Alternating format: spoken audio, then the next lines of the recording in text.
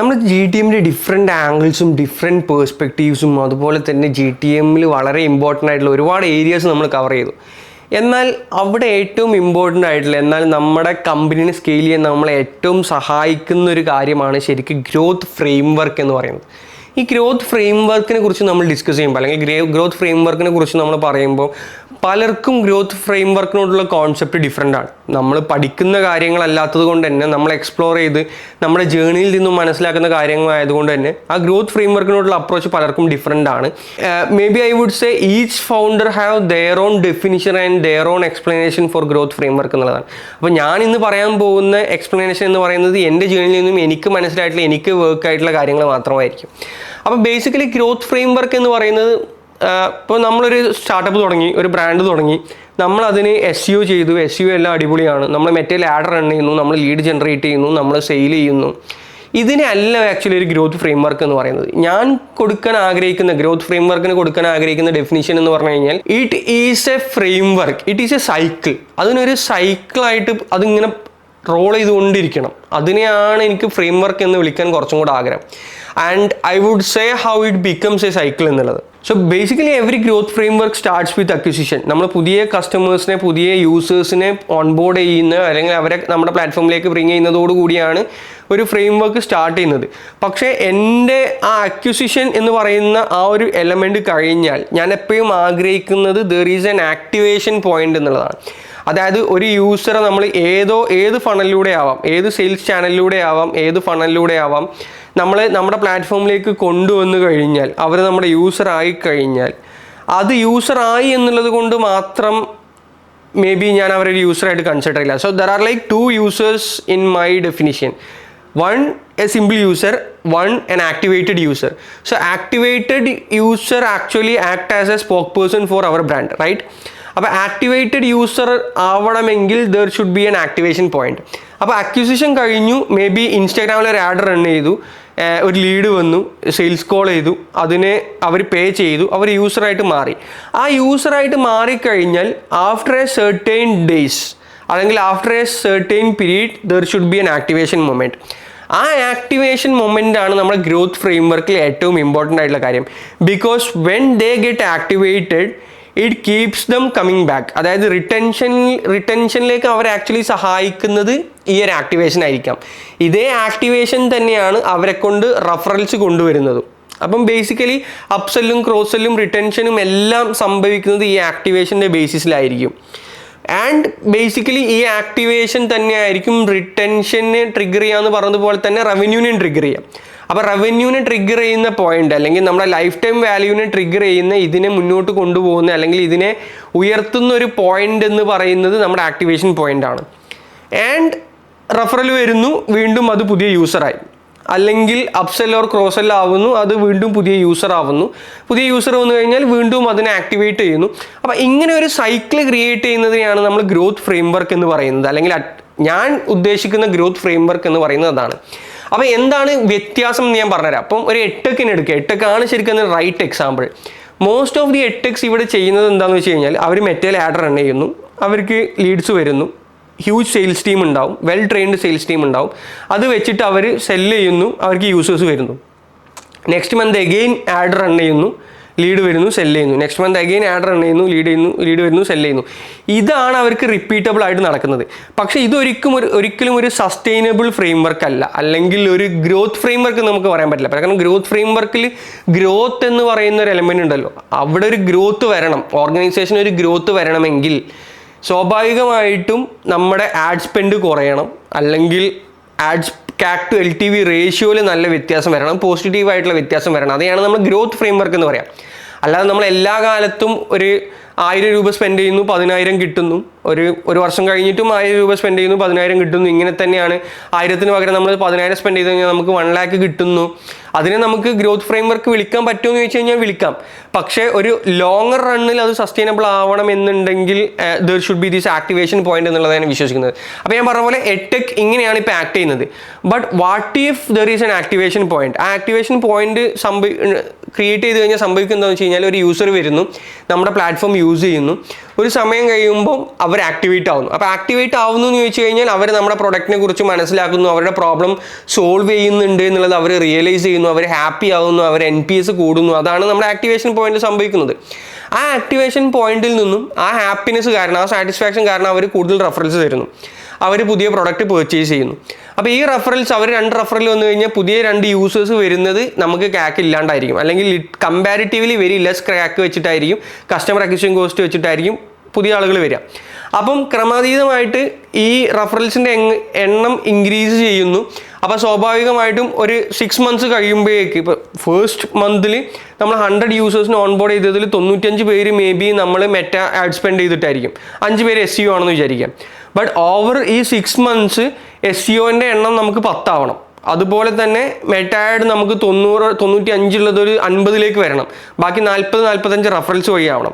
അപ്പോൾ ഇങ്ങനെ ഒരു ഫ്രെയിം വർക്ക് ക്രിയേറ്റ് ചെയ്യുന്നതാണ് ഒരു ടെക്കിന് ഏറ്റവും സസ്റ്റൈനബിൾ. അതാണ് എൻ്റെ ഗ്രോത്ത് ഫ്രെയിം വർക്കിൻ്റെ ഡെഫിനിഷനും. അപ്പോൾ ഈ ഗ്രോത്ത് ഫ്രെയിം വർക്ക് എന്ന് പറയുന്ന ഈ ഒരു എൻജിൻ്റെ 5 കോർ എലമെന്റ്സ് എന്ന് പറയുന്നത്, first thing is acquisition. Acquisition എന്ന് പറഞ്ഞാൽ how do we get people to the door, അതാണ് അക്വിസിഷൻ. അടുത്തത് activation, how do we get the people to say aha അല്ലെങ്കിൽ അടിപൊളി, this is very useful, this is brilliant, അങ്ങനെ അവരെ കൊണ്ട് പറയിപ്പിക്കുന്ന ഒരു മൊമെൻറ്റ്, അതാണ് ആക്ടിവേഷൻ മൊമെൻറ്റ്. അത് നമുക്ക് ആക്ച്വലി പ്ലാൻ ചെയ്യാൻ പറ്റണം, അത് നമുക്ക് പ്ലാൻ ചെയ്യാനും പ്ലാൻ ചെയ്യാനും പറ്റണം എന്നുള്ളതാണ്. അങ്ങനെ ആക്ടിവേഷൻ കഴിഞ്ഞാൽ പിന്നെ റിട്ടൻഷൻ ആണ്, how do we keep them coming back regularly. And the next thing is revenue, how do we make money sustainably and expand it or grow it or scale it. And referrals, how do we let happy users pull more users.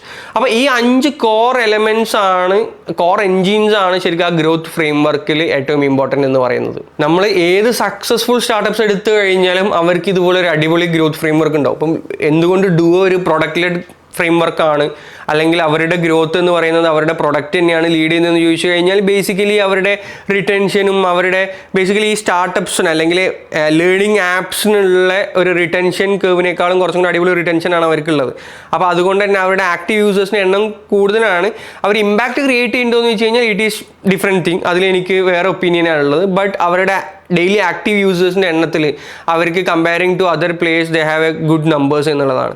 അതുപോലെ തന്നെ Meesho is a brilliant example. കാരണം ഞാൻ മീഷോൻ്റെ ഒരു റീസെല്ലറാണ്, ഞാനാണ് എന്ത് ചെയ്യുന്നത്, ഒരു 10 പേരിലേക്ക് ആ പ്രൊഡക്റ്റ് എത്തിക്കുന്നത്. അപ്പം മേ ബി ആ 10 പേരിൽ നിന്ന് ഒരാൾ നാളെ റീസെല്ലർ ആവാം, അല്ലെങ്കിൽ ആ 10 പേര് വീണ്ടും വേറെ ആൾക്കാരുടെ അടുത്ത് ഇത് പറഞ്ഞേക്കാം. അപ്പം എപ്പോഴും ആ റെഫറൻസ് ഹൈ ആയതുകൊണ്ടും റിട്ടൻഷൻ ഹൈ ആയതുകൊണ്ടുമാണ് അവർക്ക് ഇത്രയും ഫാസ്റ്റായിട്ട് ഗ്രോ ചെയ്യാൻ പറ്റിയത്. അപ്പോൾ എങ്ങനെ ഒരു ഗ്രോത്ത് ഫ്രെയിം വർക്ക് ക്രിയേറ്റ് ചെയ്യുക എന്ന് പറഞ്ഞു കഴിഞ്ഞാൽ അത് ഭയങ്കര ഇൻഡസ്ട്രി സ്പെസിഫിക് ആയിട്ടുള്ള ഒരു ക്വസ്റ്റ്യൻ ആയിരിക്കും, അല്ലെങ്കിൽ ഭയങ്കര പ്രൊഡക്റ്റ് സ്പെസിഫിക് ആയിട്ടുള്ള ഒരു ക്വസ്റ്റ്യൻ ആയിരിക്കും. അതിനൊരു സിംഗിൾ പ്ലേ ബുക്ക് ഇല്ല.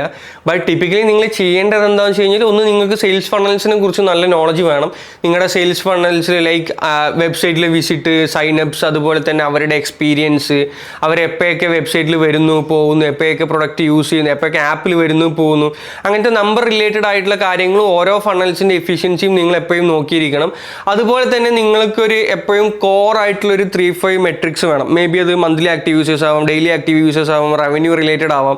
അങ്ങനെ ഒരു കോർ ആയിട്ടുള്ള ആക്റ്റീവ് യൂസേഴ്സും ഒരു നോർത്ത് സ്റ്റാർ മെട്രിക്കും വേണം. ഈ നോർത്ത് സ്റ്റാർ മെട്രിക് ഭയങ്കര ഇമ്പോർട്ടൻ്റ് ആണ്. ബിക്കോസ് നോർത്ത് സ്റ്റാർ മെട്രിക് ആയിരിക്കും നിങ്ങളെ ആ ഒരു ഡയറക്ഷൻ തരുന്നത് എപ്പോഴും നിങ്ങളുടെ നോർത്ത് സ്റ്റാർ മെട്രിക് ആയിരിക്കും. ഫോർ എക്സാമ്പിൾ പറയുകയാണെങ്കിൽ ഡുവോലിംഗോനെ സംബന്ധിച്ച് അവരുടെ ഡെയിലി ആക്റ്റീവ് യൂസേഴ്സ് ആണ്, അല്ലെങ്കിൽ സ്വിഗ്ഗി സെപ്റ്റോനെ സംബന്ധിച്ച് അവരുടെ ഓർഡേഴ്സ് പെർ ഡേ ആയിരിക്കാം, മേ ബി മീഷോക്ക് ഓർഡേഴ്സ് പെർ ആക്റ്റീവ് റീസെല്ലർ ആയിരിക്കാം. അപ്പോൾ ഇത്തരത്തിലുള്ള ആ നോർത്ത് സ്റ്റാർ മെട്രിക് ആണ് അവരെ എൻ്റെയർ ജേണിയിൽ അവരെ ഹെൽപ്പ് ചെയ്യുന്നത്. അതുപോലെ തന്നെ ഈ 3-5 കോർ മെട്രിക്സും. അപ്പോൾ ഇതിനെക്കുറിച്ച് കറക്റ്റായിട്ടുള്ള നോളജ് നിങ്ങൾക്ക് വേണം. അതുപോലെ തന്നെ നിങ്ങളുടെ കസ്റ്റമേഴ്സിൻ്റെ ആഹാ മൊമെൻറ്റ്സ് എന്താണെന്നുള്ളത് പ്ലാൻ ചെയ്യാനും നിങ്ങൾക്ക് പറ്റണം. അതായത് ഇപ്പോൾ ഒരു 8 ആണെന്നുണ്ടെങ്കിൽ ആ കോഴ്സ് ഒരു 90 days കോഴ്സിൻ്റെ എത്രാമത്തെ ദിവസമായിരിക്കും അവർക്ക് ആഹാ മൊമെൻറ്റ് ഫീൽ ചെയ്യുക, അല്ലെങ്കിൽ എത്രാമത്തെ ദിവസം എങ്ങനെയായിരിക്കും അവർ ഫീൽ ചെയ്യുക, അവരെ കൊണ്ട് എങ്ങനെ അത് റിയലൈസ് ചെയ്യിപ്പിക്കുക. ഇത്തരം കാര്യങ്ങളൊക്കെ നമ്മൾ ഓരോ പ്രൊഡക്റ്റിലേക്കും ഓരോ കോഴ്സിലേക്ക് അല്ലെങ്കിൽ ഓരോ സർവീസിലേക്കും നമ്മളത് മാപ്പ് ചെയ്ത് വെച്ച് അതിനെ നമ്മൾ പ്ലാൻ ചെയ്ത് അങ്ങനെ നമ്മളൊരു ഫ്രെയിം വർക്ക് ക്രിയേറ്റ് ചെയ്യണം. Aha moment around that aha moment എന്നുള്ളതാണ്. അപ്പം ബേസിക്കലി ആഹാ മൊമെൻറ്റ് എന്ന് പറയുന്നത് ഒരു ഓട്ടോമാറ്റിക്കലി അല്ലെങ്കിൽ ഓർഗാനിക്കലി ക്രിയേറ്റ് ആവുന്നതല്ല, അതൊരു തെറ്റിദ്ധാരണയാണ്. ഇത് നമ്മൾ എഞ്ചിനീയർ ചെയ്യുന്നതാണ്. അത് എഞ്ചിനീയർ ചെയ്ത് കഴിഞ്ഞാൽ തന്നെയാണ് അത് വർക്ക് ആവുകയുള്ളൂ. അതുപോലെ എക്സ്പെരിമെൻറ്റ് ലൂപ്സ് ക്രിയേറ്റ് ചെയ്യുക എന്നുള്ളതാണ്. അക്വിസിഷനിൽ മാത്രമല്ല, ഇപ്പോൾ റിട്ടൻഷനിലായി കഴിഞ്ഞാലും റെഫറൻസിലായി കഴിഞ്ഞാലൊക്കെ നിങ്ങൾ different experiment loops try out ചെയ്തുകൊണ്ടേ ഇരിക്കാം. അപ്പോൾ മേ ബി ഒരാൾക്ക് വർക്ക് ആവുന്നത് ഒരാൾക്ക് വർക്ക് ആവില്ല. നിങ്ങൾക്ക് എന്ത് വർക്ക് ആവും, നിങ്ങളുടെ കസ്റ്റമേഴ്സിന് എന്ത് വർക്ക് ആവും എന്നുള്ളത് നിങ്ങൾ എക്സ്പെരിമെൻറ്റേഷനിലൂടെ തന്നെ കണ്ടുപിടിക്കുക. ഇപ്പോൾ റെഫറൻസ് ജനറേറ്റ് ചെയ്യാനും റെഫറൻസിനെ ആക്ടിവേറ്റ് ചെയ്യാനും റിട്ടൻഷൻ കൊണ്ടുവരാനും അവരുടെ like average customer life span increase ചെയ്യാനൊക്കെ ഡിഫറെൻറ്റ് എക്സ്പെരിമെൻറ്റ് ലൂപ്സ് നിങ്ങൾ ട്രൈ ചെയ്തുകൊണ്ടേ ഇരിക്കുക. ഇത് ഒരിക്കലും നിങ്ങൾ നിർത്താൻ പാടില്ല എന്നുള്ളതാണ്. എത്രത്തോളം കാലം നിങ്ങൾ ഇത് റൺ ചെയ്യുന്നോ അത്രത്തോളം കാലം നിങ്ങൾ പുതിയ എക്സ്പെരിമെൻറ്റ്സ് ഈ ഏരിയാസിൽ നിങ്ങൾ ഇൻട്രൊഡ്യൂസ് ചെയ്തുകൊണ്ടേയിരിക്കുക. അതുപോലെ ഗ്രോത്ത് ഫ്രെയിംവർക്ക് ക്രിയേറ്റ് ചെയ്യുമ്പോൾ ഫൗണ്ടേഴ്സ് ക്രിയേറ്റ് ചെയ്യുന്ന കുറേ മിസ്റ്റേക്സും ഉണ്ട്. അത്തരത്തിൽ ഞാൻ നോട്ട് ചെയ്ത കുറച്ച് മിസ്റ്റേക്സിലെ ഫസ്റ്റ് തിങ് എന്ന് പറയുന്നത് ഗ്രോത്തിനെ മാർക്കറ്റിംഗ് ആയിട്ട് കൺസിഡർ ചെയ്യുക എന്നുള്ളതാണ്. ബിക്കോസ് ഗ്രോത്ത് എന്ന് പറയുന്നത് ആക്ച്വലി മാർക്കറ്റിംഗ് മാത്രമല്ല, growth is product, marketing, ops, sales എല്ലാം കൂടിയതിനെയാണ് നമ്മൾ ഗ്രോത്ത് എന്ന് പറയുന്നത്. അതുകൊണ്ട് ഗ്രോത്ത് എന്ന് പറയുന്നത് മാർക്കറ്റിംഗ് ആണെന്ന് തെറ്റിദ്ധരിക്കരുത്, ഗ്രോത്ത് എന്ന് പറയുന്നത് സെയിൽസ് ആണെന്നും തെറ്റിദ്ധരിക്കരുത്. അതുപോലെ രണ്ടാമത്തെ മിസ്റ്റേക്ക് എന്ന് പറയുന്നത് വൈറാലിറ്റിയിൽ ചേസ് ചെയ്യുക എന്നുള്ളതാണ്. It is okay to chase virality, പക്ഷെ നമുക്കൊരു സോളിഡ് റിട്ടൻഷൻ എൻജിൻ ഇല്ലെങ്കിൽ there is no point in thing. അപ്പോൾ എപ്പോഴും virality without retention is like നമ്മൾ ഓട്ടത്തൊട്ടി എന്നൊക്കെ പറയും. ഓട്ടത്തൊട്ടിയിൽ വെള്ളം മുക്കുന്നത് പോലെയാണ് നമ്മളൊരു റിട്ടൻഷൻ എൻജിൻ ഇല്ലാണ്ട് നമ്മൾ വൈറാലിറ്റിയെ ചേസ് ചെയ്യുക എന്ന് പറയുന്നത്. അതുപോലെ തന്നെ വെരി റാൻഡം ഗ്രോത്ത് ഹാക്സ് ഒരു ഹൈപ്പോത്തീസിസ് ഇല്ലാതെ അല്ലെങ്കിൽ ഒരു ലേണിങ്ങും ഇല്ലാണ്ട് നമ്പർ ഡ്രിവൺ അല്ലാണ്ട് നമ്മൾ പുതിയ ഗ്രോത്ത് സ്ട്രാറ്റജീസ് ഇംപ്ലിമെൻറ്റ് ചെയ്യുക എന്ന് പറയുന്നത് തെറ്റാണ്. എപ്പോഴും നമ്പർ ഡ്രിവൺ ആയിരിക്കണം എന്നുള്ളതാണ് എനിക്ക് സജസ്റ്റ് ചെയ്യാനുള്ളത്. അതുപോലെ തന്നെ നോർത്ത് സ്റ്റാർ മെട്രിക് ഇല്ലാതെ നിങ്ങൾ എന്തെങ്കിലും ആക്ടിവിറ്റീസ് ചെയ്തിട്ടുണ്ടെങ്കിൽ ബേസിക്കലി അതിൻ്റെ റിസൾട്ട് നിങ്ങൾക്ക് അനലൈസ് ചെയ്യാൻ പറ്റില്ല, which means there is no result എന്നുള്ളതാണ്. ഒബ്വിയസ്ലി നിങ്ങൾക്ക് റിസൾട്ട് അനലൈസ് ചെയ്യാൻ പറ്റില്ല, റിസൾട്ട് നിങ്ങൾക്ക് ടീമിന് പ്രൊവൈഡ് ചെയ്യാൻ പറ്റുന്നില്ല എന്നുണ്ടെങ്കിൽ റിസൾട്ട് ഇല്ല എന്ന് വേണം നമ്മൾ കരുതാൻ. അപ്പോൾ എപ്പോഴും ആ നോർത്ത് സ്റ്റാർ മെട്രിക്കും അല്ലെങ്കിൽ കുറച്ച് മെട്രിക്സസ് ഭയങ്കര ഇമ്പോർട്ടൻ്റ് ആണ്. നമ്മുടെ ഗ്രോത്ത് സ്ട്രാറ്റജീസിനെ ഇവാലുവേറ്റ് ചെയ്യാൻ അത് ഭയങ്കര ഹെൽപ്ഫുൾ ആയിരിക്കും. മറ്റൊരു മിസ്റ്റേക്ക് എന്ന് പറഞ്ഞു കഴിഞ്ഞാൽ ബാക്കിയുള്ള കമ്പനികളുടെ ഫ്രെയിം വർക്ക് ബ്ലൈൻഡ്ലി കോപ്പി ചെയ്യുക എന്നുള്ളതാണ്. കോപ്പി ചെയ്യുന്നതിന് കുഴപ്പമില്ല, പക്ഷേ ബ്ലൈൻഡ്ലി കോപ്പി ചെയ്യുമ്പോൾ എന്താ വെച്ച് കഴിഞ്ഞാൽ നിങ്ങളുടെ സെഗ്മെൻറ്റ്, നിങ്ങളുടെ പ്രൈസ് പോയിന്റ്, നിങ്ങളെങ്ങനെ യുണീക്കാണ്, ഇത്തരം കാര്യങ്ങളൊന്നും നമുക്ക് മേ ബി മറ്റൊരു ഫ്രെയിം വർക്കിൽ ഡിസൈൻ ചെയ്യപ്പെട്ടിട്ടുണ്ടാവില്ല. അപ്പോൾ കോപ്പി അടിക്കുമ്പോൾ മേ ബി അത് വർക്കാവില്ല എന്നുള്ളതാണ്. അപ്പോൾ എപ്പോഴും മേ ബി നമ്മൾ ചില ആളുകളൊക്കെ പറയാറുണ്ടല്ലോ കോപ്പി അടിക്കാൻ പാടില്ല, but you can get inspired.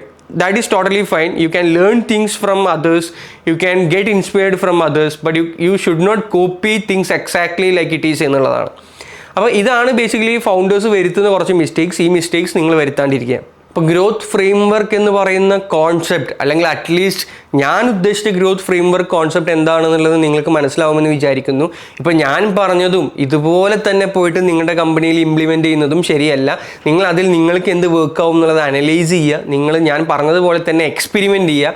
ആക്ടിവേഷനും അതുപോലെ തന്നെ അക്വിസിഷനിലും റെഫറൻസ് ജനറേറ്റ് ചെയ്യുന്നതിലും റിട്ടൻഷനിലും എല്ലാം നിങ്ങളുടേതായിട്ടുള്ള എക്സ്പെരിമെൻറ്റ്സ് ട്രൈ ഔട്ട് ചെയ്യുക. എന്നിട്ട് നിങ്ങൾക്ക് വർക്ക് ആവുന്ന ഒരു സ്ട്രാറ്റജി നിങ്ങൾ സ്കെയിൽ ചെയ്യാൻ വേണ്ടിയിട്ട് ശ്രമിക്കുക. എൻ്റെ ഹോൾ പോയിന്റ് എന്ന് പറയുന്നത് ഞാൻ പറഞ്ഞതുപോലെ ഒരു ഗ്രോത്ത് ഫ്രെയിം വർക്ക് ക്രിയേറ്റ് ചെയ്യണം എന്നുള്ളതല്ല, ഒരു ഗ്രോത്ത് ഫ്രെയിം വർക്ക് വേണം എന്നുള്ളതാണ്. അതിൽ ഞാൻ എങ്ങനെ ഒരു ഗ്രോത്ത് ഫ്രെയിം വർക്ക് ക്രിയേറ്റ് ചെയ്തു എന്നുള്ളത് മാത്രമാണ് ഞാനിപ്പോൾ ഈ എപ്പിസോഡിലൂടെ അല്ലെങ്കിൽ ഈ വീഡിയോയിലൂടെ ഞാൻ പറഞ്ഞിട്ടുള്ളത്. അപ്പോൾ ഇതുപോലെ നിങ്ങൾക്കും ഒരു ഗ്രോത്ത് ഫ്രെയിം വർക്ക് ക്രിയേറ്റ് ചെയ്യാൻ പറ്റട്ടെ. അതിന് ഈ വീഡിയോ ഹെൽപ്പ് ആവുമെന്ന് വിചാരിക്കുന്നു.